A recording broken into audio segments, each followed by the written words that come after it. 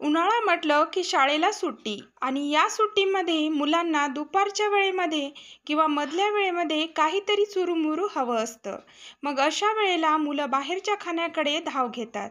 अशा वेळी मुलांना घरच्या घरी आणि हेल्दी असं चुरूमुरू मिळालं तर आज आपण अशी हेल्दी रेसिपी बघणार आहोत. ही रेसिपी इतकी सोपी आहे की कोणीही सहज करू शकेल. चला तर वेळ न वाया घालवता रेसिपीला सुरुवात करूया. मी इथं घेतलेले आहे शेंगदाणे. हे आपले घरातील भाजीला किंवा उसळीला वापरण्याचे शेंगदाणेच आहेत. हे आता शेंगदाणे आपण भाजून घेणार आहोत खरपूस असे. तर खरपूस भाजताना शेंगदाणे आता आपण इथं छोटीशी टीप बघणार आहोत. तर कधीतरी शेंगदाणे ओले असतात, तर अशा वेळी यावर थोडंसं पाण्याचा शिंपडा द्यायचा. असं केल्याने शेंगदाण्याची जी सालं आहेत ती पटकन निघून येतात आणि एकदम हाताने चोळल्यानंतर पटापट याची सालं सगळी निघून जातात. तर आता हे पाण्याचा शिंपडा दिल्यानंतर 2च मिनटं आपल्याला भाजल्यानंतर हे शेंगदाणे उतरून एका ताटामध्ये थंड करून घ्यायचे आहेत. तर थंड करताना तुम्ही बघा, अगदी हाताने अलगद असं शेंगदाण्याला चोळलं तरी पटकन अशी सालं निघतात. आता हे पूर्ण थंड झाल्यानंतर आपण याची सालं काढून घेऊया. तर थंड करण्यासाठी पसरून ठेवूया. हे बघा, पूर्ण शेंगदाणे थंड झाले आणि त्याची मी सालं अशा प्रकारे इथं काढून घेतलेली आहेत. आता हे शेंगदाणे आपल्याला साईडला ठेवायचे आहेत आणि या शेंगदाण्याचे 2 भाग होतील असे शेंगदाणे आपल्याला बारीक करून घ्यायचे आणि चाळून पण घ्यायचे आहेत. तर आता हे शेंगदाणे मी साईडला ठेवले आणि आता रेसिपीमध्ये दुसरा जे साहित्य आपल्याला लागणार आहे ते म्हणजे गूळ. तर गूळ घेताना एकदम मोठ्या आकाराचा खडा टाईप अजिबात घ्यायचा नाही.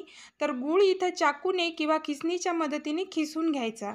अशामुळे पाक लवकर तयार होतो आणि पाक तयार करताना कुठे गाठी किंवा मग गूळ कुठं असं जाडसर राहत नाही आणि एकजीव पाक पटकन तयार होतो. त्यामुळे गूळ घेताना खिसून किंवा मग चाकूच्या मदतीने या प्रकारे चिरून घ्यायचा. तर आता मी गूळ पूर्ण इथं मला जेवढा लागणार आहे तेवढा गूळ इथं चाकूच्या मदतीनं खिसून घेते. तर गुळाचं प्रमाण आणि शेंगदाण्याचं प्रमाण हे आपल्याला मोजून घ्यायचं आहे. तर मी आता शेंगदाण्याचं आणि गुळाचं प्रमाण तुम्हाला इथं मोजून दाखवते.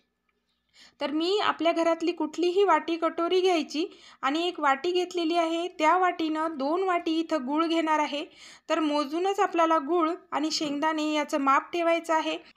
गूळ आणि शेंगदाणे इथं मोजून घेतल्यामुळे रेसिपी अगदी सहज आणि सोपी होते. इथं अजिबात प्रमाण बिघडत नाही. तर 2च वाटी गूळ घ्यायचा, बाकीचा गूळ मी साईडला ठेवला. आता 2 वाटी गूळ मी कढईत टाकून घेतलेला आहे. अजिबात पाण्याचा वापर न करता इथं गूळ आपल्याला पातळ करून घ्यायचा आहे. कुठंही पाण्याचा वापर इथं अजिबात करायचा नाही.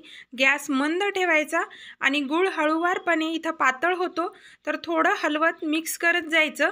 कारण कसं असतं की गूळ जोपर्यंत आपला पातळ होत नाही तोपर्यंत याला चम्मचने मिक्स करत जावं लागतं.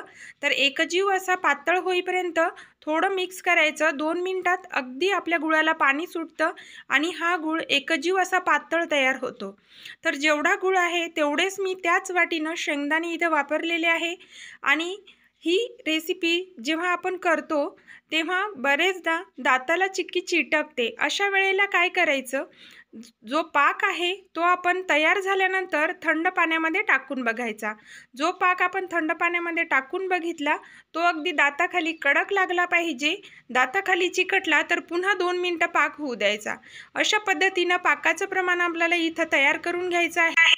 पाक पूर्णपणे तयार झाला की त्यामध्ये 1 चम्मच तूप घालायचं आणि साईडला जे शेंगदाणे ठेवले होते 2 वाटी, ते शेंगदाणे यामध्ये टाकून घ्यायचं. तूप घातल्यामुळे आपली जी चिक्की आहे तिला एकदम छान अशी शायनिंगची चकाकी येते. त्यामुळे तूप इथं घालणं खूप आवश्यक आहे. तर या पद्धतीने आता मंद गॅसवरच याला मिक्स करत जायचं आणि पूर्णपणे मिक्स झाल्यानंतर आता आपण हे एखाद्या उलथाण्यावर किंवा मग कॅरीबॅगवर टाकून घेणार आहोत. तर पूर्ण मिक्स करायचं व्यवस्थित आणि गॅस बंद करून घ्यायचा. तर तुम्ही लक्षातच द्यावं की गॅस आपण खूप मंद ठेवलेला आहे. थोडाही गॅस मोठा असला तर आपली चिक्की जी आहे ती करपण्याची शक्यता असते. आता मी खाली एक ताट ठेवलं, त्यानंतर एक कॅरीबॅग ठेवलं आणि त्यावर 1 चमचा तूप लावून घेता येईल. तूप लावल्यामुळे चिक्की अजिबात आपल्या लाटण्याला किंवा कॅरीबॅगला चिपकत नाही.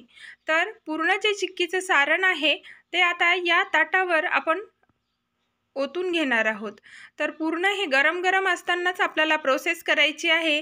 यामध्ये वेळ अजिबात वाया जाता कामा नये, कारण ही जर चिक्की घट्ट झाली तर नंतर वड्या अजिबात पडत नाहीत। तर मी थोडंसं एका वाटीला तूप लावून ही पसरवून घेतली पटापट, आणि आपल्याला तर जितकी पातळ हवी आहे तितकी लाटण्याच्या मदतीनं एकदम जोर लावून अशी ही चिक्की आपल्याला लाटून घ्यायची आहे। चिक्की लगेच 10 मिनिटात थंड होते, त्यामुळे गरम गरम असतानाच यावर चाकूच्या लाईनिंग ओढून घ्यायच्या। जर चिक्की कडक झाली तर लाईनिंग अजिबात ओढल्या जात नाही, त्यामुळे गरम चिक्की असतानाच यावर पटापट अशा हव्या त्या आकाराच्या तुम्ही लाईनिंग ओढू शकता।